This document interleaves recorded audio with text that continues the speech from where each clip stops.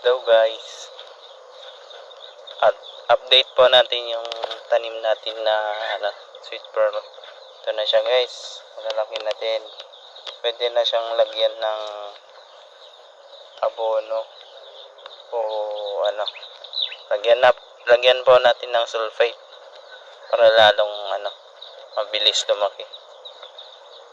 2, 4, 5 pa lang yung pero next 3 days yan meron na po siyang meron na siyang pang-anim na dahon. Problema kasi maraming mga manok dito, kinakalaykay.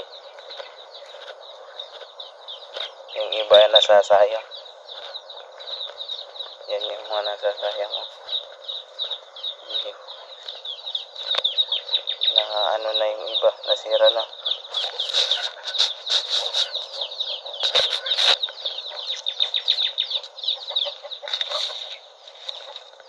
Ay, naku, ng mga manok na to. Pwedeng pang tinula.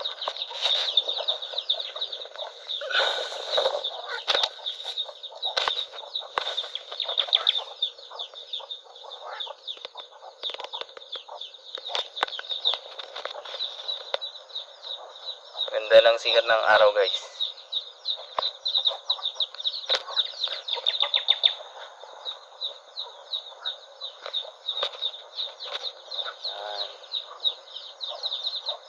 Bibili na tayo ng sulfate para i-deliver na natin dito.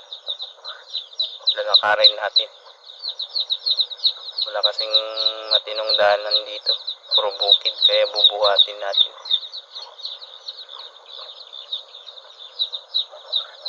Doon tayo magsimulang magbuhat. Doon sa bundok na yun hanggang dito. Malayo din. 1 kilometro.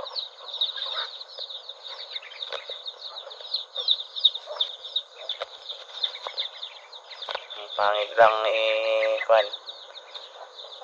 mga ahas dito. Natuklaw tayo guys. Isang araw. Kaya na lang ako. Nagpa-inject ng anti-venom. Hindi naman nakakamandag yung yung ahas, pero mas sure magpa-inject na lang tayo ng anti-venom.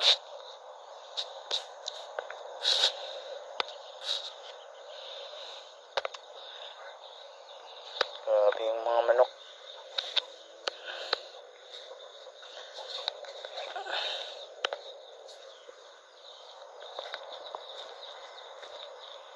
Ayan siya guys. Good luck na lang.